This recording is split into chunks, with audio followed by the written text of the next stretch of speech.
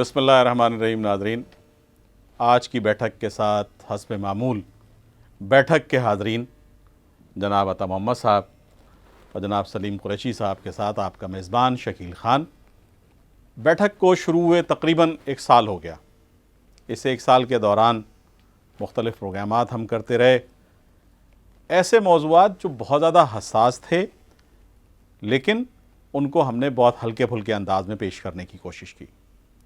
اس کوشش میں ہم کہاں تک کامیاب ہوئے اس کا فیصلہ کرنا تو آپ کا کام ہے، لیکن ہم آئندہ بھی یہ کوشش جاری رکھیں گے کہ ملک کے وہ حساس موضوعات کے جن پر بہت زیادہ دانشوری کی جا سکتی ہے اس کو ہم ایک عام آدمی کے نقطہ نظر سے دیکھیں اور ایک عام آدمی کے نقطہ نظر سے ہی بیان کریں، اس لیے کہ بیٹھک میں بیٹھنے والا ہر شخص اس ملک کا ایک عام آدمی ہے. وہ عام آدمی جو آج مجبور ہے، مقہور ہے، مظلوم ہے، کہ جو زندگی میں طرح طرح کی اذیتیں سہ رہا ہے، اور ہم میڈیا کے ذریعے، ہم عدلیہ کے ذریعے، ہم پارلیمنٹ کے ذریعے، ہم جمہوریت کے نام پر اس کا استحصال کر رہے ہیں. اور اب تو یہ جملہ زبان زد عام ہو گیا ہے کہ جمہوریت بہترین انتقام ہے.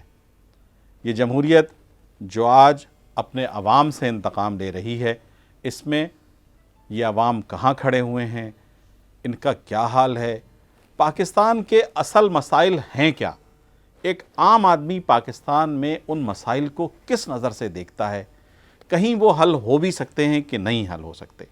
میں اپنے دونوں دوستوں سے اس بات کی درخواست کروں گا کہ وہ ملک کے جو ہم نے 1940 میں ایک قرارداد کے ذریعے حاصل کرنے کی کوشش کی تھی اور 7 سال میں ہم نے حاصل بھی کر لیا تھا، 63 سال گزرنے کے باوجود اس کا سفر کہیں نہیں پہنچ پا رہا. ایسا لگتا ہے کہ منزل دور سے دور ہوتی چلی جا رہی ہے. سفر ہے کہ ختم ہوتا ہی نہیں. صدیاں، نسلیں گزر گئی ہیں، نسلیں گزرتی جا رہی ہیں. کل کے جوان جو اپنے سینوں میں امنگوں کا ایک طوفان لے کر آئے تھے، آج وہ ادھیڑ عمری کی منزل پہ پہنچ چکے ہیں. وہ نسل جس نے پاکستان بنایا تھا، وہ نسل اب کہیں نظر نہیں آتی. وہ جو پاکستان بننے کے بعد جوان ہوئی، وہ بڑھاپے کی سرحدوں میں داخل ہو گئی. جو پاکستان بننے کے 20-25 سال بعد پیدا ہوئی، وہ بھی آج ادھیڑ عمری کی سرحدوں پر پہنچ گئی ہے. لیکن یہ سفر ختم نہیں ہو پاتا. یہ سفر آگے کی طرف چلتا چلا جا رہا ہے، لیکن منزل کا نام و نشان نظر نہیں آتا. پہلے تو ہم کہیں کہتے تھے کہ سرنگ کے دوسرے کونے پر کوئی روشنی نظر آ رہی ہے، لیکن اب تو وہ روشنی کی کرن بھی پتہ نہیں معدوم ہو گئی ہے یا اس کو بھی کسی گہرے بادل نے ڈھانپ لیا ہے. کیا خیال ہے سلیم صاحب کہ یہ روشنی کی کرن کہیں ہے کہ نہیں ہے؟ پاکستان کے حقیقی مسائل ہیں کیا؟ کیا وہی مسائل ہیں کہ جو ہمیں نظر آ رہے ہیں، یا اس کے علاوہ بھی ہمارے کچھ مسائل ہیں؟ شکیل خان، آپ جیسے رجت پسند آدمی سے آج یہ باتیں اچھی نہیں لگ رہی. کچھ مجھے پتہ نہیں کیا آپ کو کیا ہو گیا، یہ قنوطیت کیوں آپ پہ طاری ہو گئی ہے؟ دیکھیں، بات سنیں، پاکستان ایک ملک کا ہی نہیں، ایک نظریے کا نام ہے، اور نظریے کبھی ختم نہیں ہوا. یہ نظریہ 1971 میں ختم ہو چکا ہے. نہیں، اس نظریے کو توڑ کر 2 حصوں میں تقسیم کر دیا گیا. اس لیے کتابی باتیں اور یہ کہ آئیڈیالزم کی باتیں اور محبوبانہ باتیں، یہ جو ہیں اس پر اب دل آتا نہیں ہے. حضور میری عرض تو سن لیں. نظریہ ٹوٹا نہیں کرتے. ایک ملک یقیناً ٹوٹ گیا تھا، لیکن نظریہ ابھی باقی ہے. اور جن لوگوں نے ملک توڑ کے یہ سمجھا تھا کہ انہوں نے نظریہ توڑ دیا ہے، آج وہ پچھتا رہے ہیں. وہ سمجھ رہے ہیں کہ شاید انہوں نے اس نظریے کو اور زیادہ تقویت دے دی ہے. اب وہ ایک ملک نہیں بلکہ 2 ملکوں کے درمیان، اس ایک نظریے کے 2 ملکوں کے درمیان گھرے ہوئے ہیں. جناب، آپ کیسی باتیں کر رہے ہیں؟ اس نظریے کو عملاً شکست ہوئی.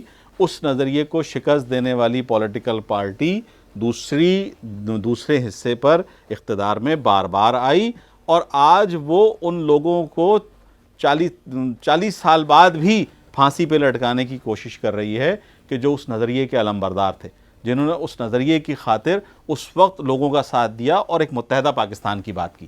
بالکل بجا فرما رہے ہیں، لیکن آپ یہ دیکھیں کہ انہوں نے کچھ ہی عرصے بعد ان لوگوں کو بھی پھانسی پہ لٹکا دیا جنہوں نے اس نظریے کو توڑنے کی کوشش کی تھی. مجیب الرحمان کے خاندان کا کیا حال ہوا؟ یہ تو پھر وہی بات ہوگی کہ وہاں پر بھی فوج ہر جگہ کی ایک ہی جیسی ہوتی ہے، اور خصوصاً اسلامی ملکوں میں فوج تو ایک ہی طرح کی ہوتی ہے، اور فوج نے وہاں پر بھی وہی رول پلے کیا جو یہاں وہ کرتی رہی. میری عرض سنیں، آپ کو فوج سے اتنی الرجی کیوں ہے؟ میرے بھائی اس لیے کہ 25 وزرائے اعظم نے پاکستان کے 32 سال کے عرصے حکومت کی ہے، 25 وزرائے اعظم نے، جی، اور 4 ڈکٹیٹروں نے عطا صاحب 33 برس اس ملک پر حکومت کی ہے۔ 25 وزرائے اعظم 32 برس اقتدار میں رہے ہیں اور 4 ڈکٹیٹر 33 برس اقتدار میں رہے ہیں۔ اللہ آپ کو خوش رکھے، آپ نے 4 کا لفظ کہہ کے مجھے کچھ یاد دلا دیا۔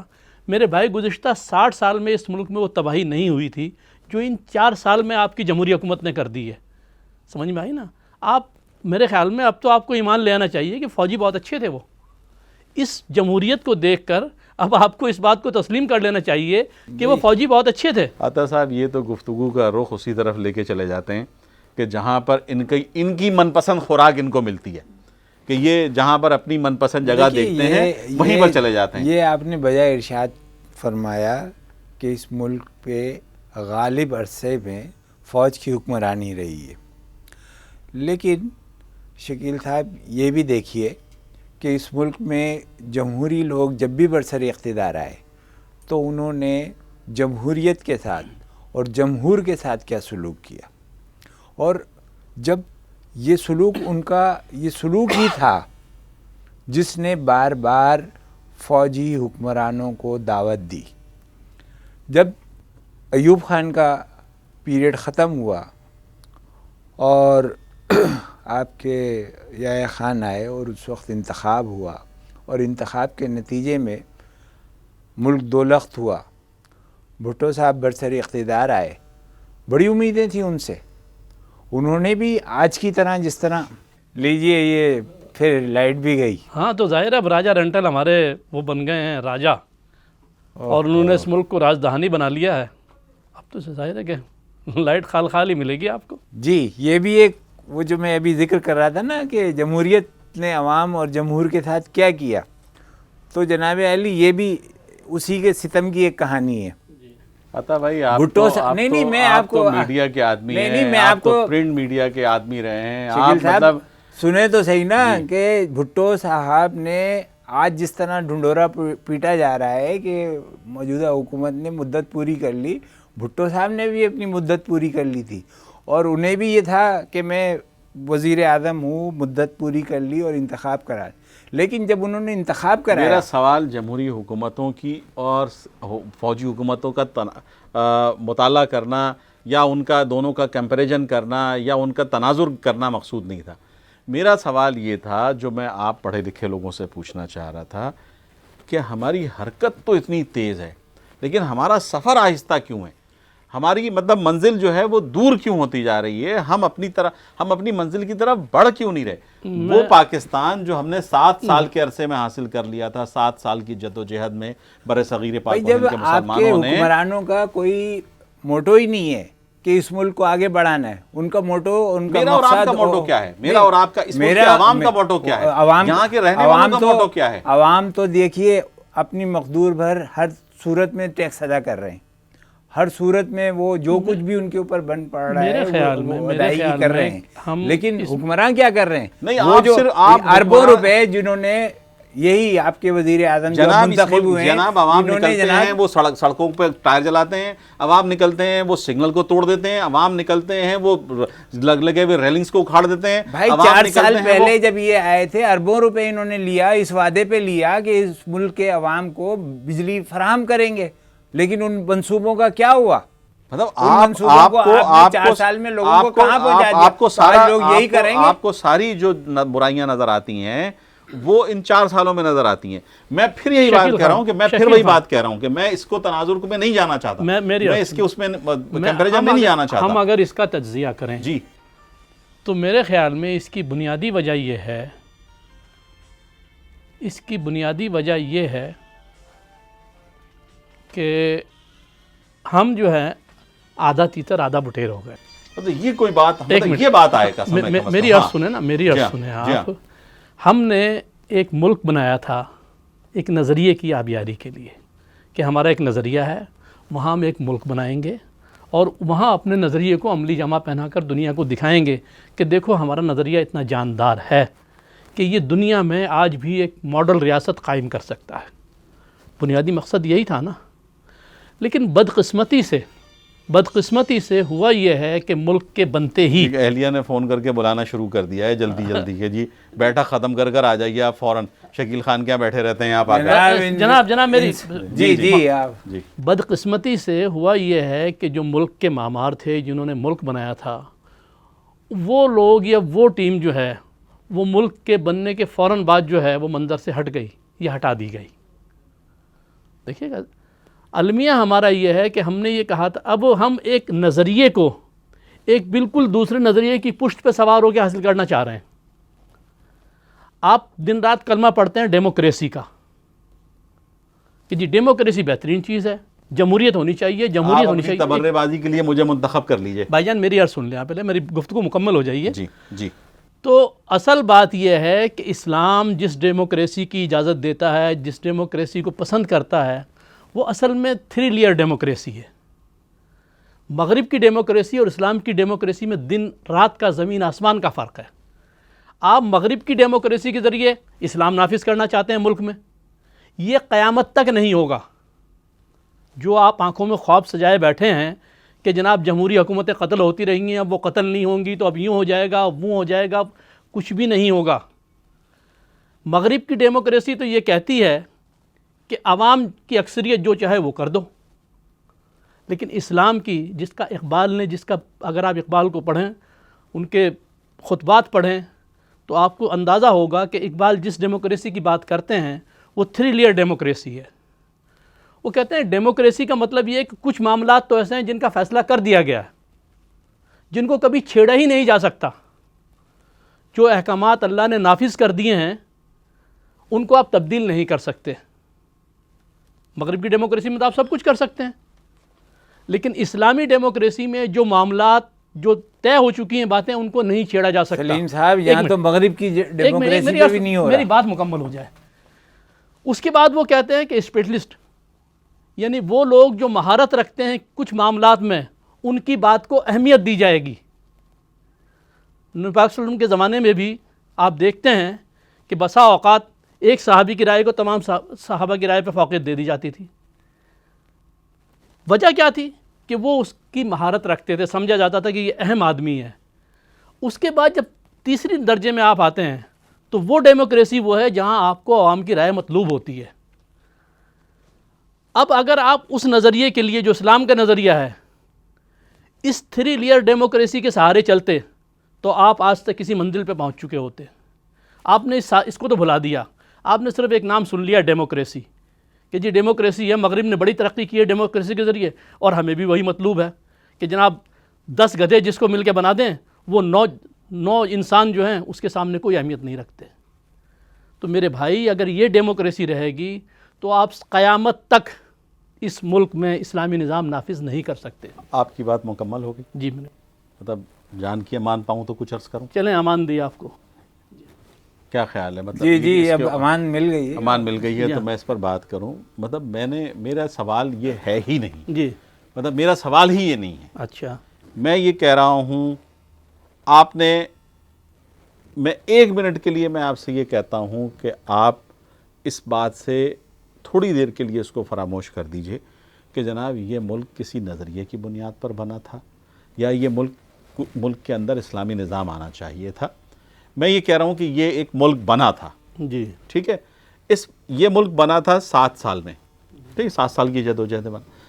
उस 47 के बाद से लेकर आज तक के सफ़र में हमारी ख़राबी क्या है, हमारी किस जगह पर हमसे ऐसी गलती हुई है कि जनाब ये गाड़ी एक जगह खड़ी है, उससे आगे बढ़ती ही नहीं है। रोज़ बरोज़ हालात बदतर होते जाते हैं, रोज़ बरोज़ चीज़ें मज़ीद बदतरीन की तरफ चली जा रही हैं। ये क्या वजह है?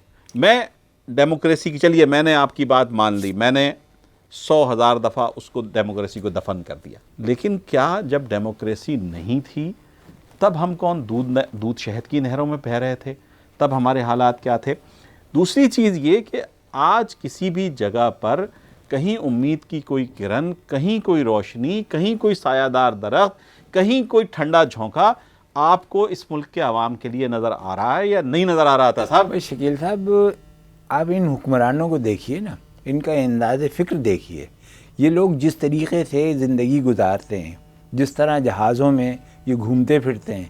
یہ ہمارے وزیر اعظم ابھی 2 دن پہلے منتخب ہوئے ہیں اور سلامی دینے کراچی آ گئے. سلامیاں ہی دی جا رہی ہیں نا. تو جناب عالی جہاز استعمال ہو رہے ہیں, ذاتی جہاز, ایئر فورس کے انڈیویجول جہاز. پہلے کے وزیر اعظم, پہلے کے لوگ مسافر بردار جہازوں میں جایا کرتے تھے نا. ان کے ہوٹلوں کے خرچے دیکھیے, ان کی گاڑیاں, بلڈ پروف گاڑیاں دیکھیے, ان کے ہیلی کاپٹرز دیکھیے. یہ تو عوام میں آنا, سڑکوں پہ چلنا کسر شان سمجھتے ہیں. تو آپ پھر ان سے توقع کرتے ہیں کہ یہ لوگ ملک کو کسی صحیح راستے پہ لے جائیں گے. تو میرے کہنے کا مقصد پھر یہی ہے نا ان کہ کی جناب ترجیحات نہیں ہے نا. امید کہیں نظر نہیں آ جی رہی, بالکل روشنی کہیں امید نظر نہیں ہے. آ رہی, کوئی ٹھنڈا چھونکا نہیں ہے, کوئی سرنگ کی دوسری طرف کوئی روشنی نہیں. دیکھیے بالکل روشنی ہے. میں شکیل صاحب آپ کو ایک مثال دیتا ہوں. یہ جو ایوان 300 سے زیادہ کا پارلیمنٹ ہے, اس کے اندر کیا لوگوں کا کال ہے, کہت الرجال ہے, لوگ اچھے اہلیت اور صلاحیت کو ان کے حامل افراد نہیں ہیں؟ کیا پیپلز پارٹی کے پاس اچھے لوگ نہیں ہیں؟ لیکن انہوں نے وزیر اعظم کے لیے ایک بدترین آدمی دیا آپ کو. تو آپ دیکھیے نا ان کی ترجیحات کیا ہیں, انہوں نے اپنی لاٹ سے کیا چیز نکال کر آپ کے سامنے پیش کی ہے. نہیں دیکھیں, میں عرض کروں, دیکھ شکیل خان کا جو کہنے کا مقصد ہے, یہ تو ایک اس وقت کی ایک خرابی کہہ لیں آپ اس کو. آپ نے حکمرانوں کے عیاشیوں کی بات کی, ان کے اخراجات کی بات کی, کہ یہ ان کی کرپشن کی بات کی جی. لیکن ان کا کہنے کا مقصد یہ ہے کہ یہ پورے 65 سال ہونے والے ہیں. وہ بھائی یہ تسلسل ہے, یہی تسلسل ہے نا.